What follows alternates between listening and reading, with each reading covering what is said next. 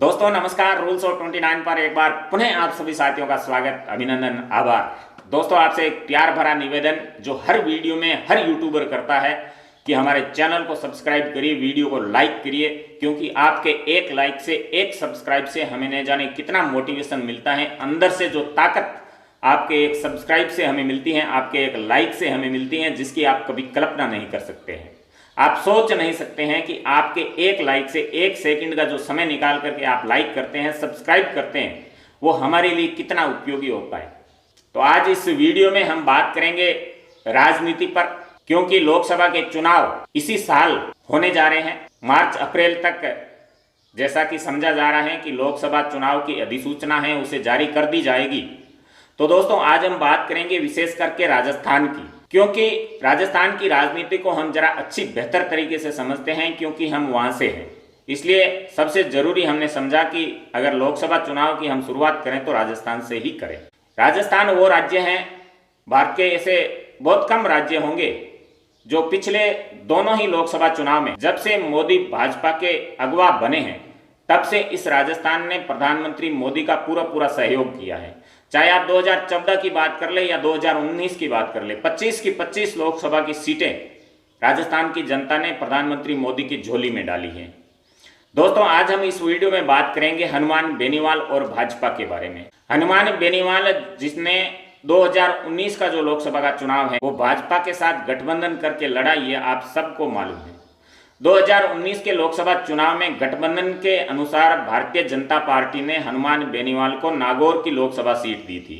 Nagaur Lok Sabha seat से भाजपा के गठबंधन से हनुमान बेनीवाल लोकसभा तक पहुंचे और उसके बाद में जो किसानों के आंदोलन चले, कृषि कानून जो लाए गए थे सरकार की ओर से, मोदी सरकार की ओर से, और उन कृषि कानूनों को लेकर के जिस प्रकार का आंदोलन देश में उभरा, देश के तमाम राज्यों के जो किसान हैं वो लामबंद हुए, दिल्ली की ओर कूच करे। कई महीनों तक वो दिल्ली के बॉर्डर पर डेरा डाले हुए बैठे थे। तो उस समय सभी नेता, पार्टियों के प्रमुख थे, वो अपने आप को किसानों का हितैषी साबित करने के लिए पूरी तरह से उन्होंने भाजपा की इस सरकार का विरोध किया और उन किसानों के साथ में ये खड़े रहे, ये जाहिर करने के लिए कि हम किसानों के हितैषी हैं, हम किसानों के साथ खड़े रहते हैं। इसी कड़ी में हनुमान बेनीवाल ने भी किसानों की जो मांगे थी उनका समर्थन किया। और जब आपने किसानों की मांगों का समर्थन किया, क्योंकि भाजपा इस तरह अड़ चुकी थी कि हम किसी भी हालत में इन कृषि कानूनों को वापस नहीं लेंगे, क्योंकि भाजपा कह रही थी, लगातार कह रही थी, भाजपा आज भी कह रही है कि उन कृषि कानूनों से किसानों की आय को डबल किया जा सकता था, किसानों को समृद्ध बनाया जा सकता था, किसानों को और आगे कैसे बढ़ाए, उन सब चीजों का जो ख्याल है हमने उन 3 कृषि कानूनों में रखा था। तो उस समय हनुमान बेनीवाल ने भी किसानों का साथ देते हुए भाजपा से गठबंधन तोड़ लिया था, क्योंकि सामने विधानसभा के चुनाव सर पर थे 2023 के, और किसान जैसी बड़ी कौम को आप किसी भी हालत में नाराज नहीं कर सकते हैं। हनुमान बेनीवाल जो अपने आप को किसानों का बेटा कहते हैं, किसान का नेता बताते हैं, तो हनुमान बेनीवाल स्वाभाविक तौर से वो किसानों के साथ में उन्हें आना ही पड़ा। और जब वो किसानों के साथ में आए तो उन्हें भाजपा से जो संबंध थे वो तोड़ लिए। और जब विधानसभा के चुनाव में जिस प्रकार से हनुमान बेनीवाल विधानसभा चुनाव से पहले वो जिस प्रकार की बातें कर रहे थे, जिस प्रकार के दावे कर रहे थे, जिस प्रकार के वादे कर रहे थे, वो कहीं न कहीं चुनाव के परिणाम आते आते सारे दावे धारे सही हो गए। क्योंकि हनुमान बेनीवाल यहाँ तक दावा कर रहे थे कि राजस्थान में जो सरकार अगली बनेगी वो बिना आरएलपी के नहीं बन सकती हैं, आरएलपी का उस सरकार बनाने में अहम योगदान होगा।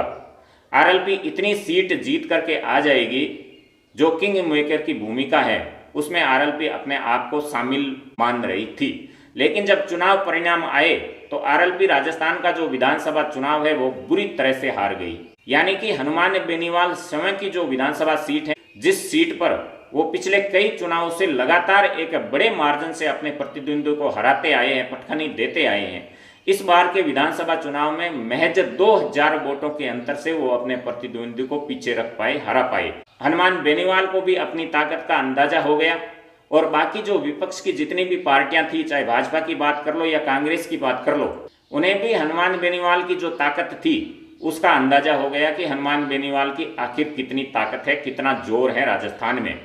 बहुत सारी चीजें इस 2023 के विधानसभा चुनाव में साफ हो गई थी। अब जब 2024 के लोकसभा चुनाव सर पर है और भाजपा चाहती है कि प्रधानमंत्री मोदी तीसरी बार इस देश के प्रधानमंत्री बने, उसके लिए भारतीय जनता पार्टी सभी वर्गों को ध्यान में रखते हुए सभी वर्गों को साथ में लेकर के वो आगे बढ़ने का प्रयास कर रही है। क्योंकि हनुमान बेनीवाल किसान नेता के रूप में पहचान रखते हैं, अच्छी खासी पकड़ है, जाट समाज में एक अच्छी खासी पकड़ है। अगर राजस्थान की बात करें तो भाजपा के पास में ऐसा कोई बड़ा जाट नेता नहीं है जो अपने विधानसभा क्षेत्र से बाहर जाटों को प्रभावित करने की ताकत रखता हो। चाहे छत्तीस पूनिया की बात कर लो या कोई अन्य की बात कर लो, लेकिन उनके पास इतनी ताकत नहीं है कि वो पूरे राजस्थान के जाटों को प्रभावित कर सके। भले ही हनुमान बेनीवाल को वोट कम मिले थे, विधानसभा चुनाव में सीटें कम मिली थी, लेकिन भाजपा अच्छी तरह जानती है कि हनुमान बेनीवाल का गठबंधन अगर भाजपा के साथ में हो गया, क्योंकि जाटों को कहा जाता है कि जब से मोदी आए हैं तो जाट समाज ने पूरा सहयोग किया है भाजपा का, और अगर हनुमान बेनीवाल का सहयोग भाजपा को मिल जाता है तो ये समाज जो है किसान कौम, ये पूरी की पूरी भाजपा के साथ में आ सकती है। क्योंकि हनुमान बेनीवाल ही राजस्थान में वो जाट नेता है जो अपने क्षेत्र से बाहर इस किसान कौम को एक करने की हैसियत रखते हैं, एक करने की ताकत रखते हैं। और ये ताकत हमने 2023 के विधानसभा चुनाव के पहले जितनी भी रैलियां हुई हैं उन रैलियां में देखी है। अब वो ताकत, वो भीड़ वोट में कन्वर्ट क्यों नहीं हो पाई, वोट में परिवर्तित क्यों नहीं हो पाई, उसके जवाब हनुमान बेनीवाल को ढूंढने चाहिए, आरएलपी को ढूंढने चाहिए कि इस प्रकार की जो भीड़ आ रही थी आखिर वो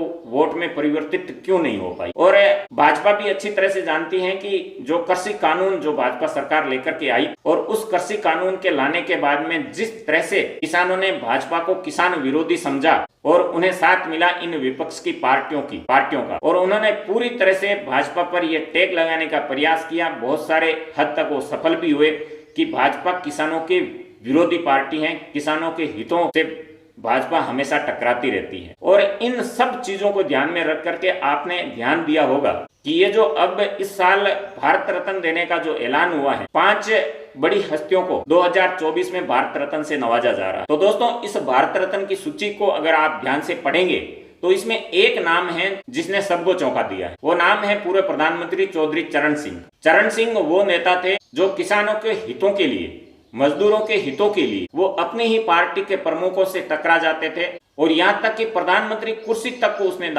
उन्होंने दांव पर लगा दिया था किसान हितों की बात को ध्यान में रखते हुए। जो चौधरी चरण सिंह को देश के सर्वोच्च सम्मान से सम्मानित करना, यह अपने आप में एक बड़ी बात थी। किसान कौम की और विशेष करके जाट समाज की, जो कई राज्यों में राजनीति को अपने वोट के जरिए प्रभावित करने की ताकत रखता है, चाहे आप पश्चिमी यूपी की बात कर ले या राजस्थान पूरे की बात कर ले, हरियाणा की बात कर ले, अन्य एमपी की बात कर ले, बहुत सारे राज्य हैं, दिल्ली की बात कर ले, तो जाट समाज के जो वोटर्स हैं उनकी एक अपनी ताकत है। उसको प्रभावित करने के लिए प्रधानमंत्री मोदी ने एक बड़ा मास्टर स्ट्रोक खोल दिया है। क्योंकि चौधरी चरण सिंह के जो पोते हैं वो एक उनकी राजनीतिक जो विरासत है उनको आगे बढ़ा रहे हैं। जयंत चौधरी आरएलडी के प्रमुख हैं और जयंत चौधरी ने किसान कानूनों को लेकर के पूरी अपनी ताकत से किसानों का साथ दिया था, किसानों को सहयोग किया था। और जयंत चौधरी जो विपक्ष का एक गठबंधन है INDIA, उसका हिस्सा है। विशेष करके अगर हम यूपी की बात करें तो यूपी चुनाव में जयंत चौधरी और अखिलेश यादव के बीच में गठबंधन था।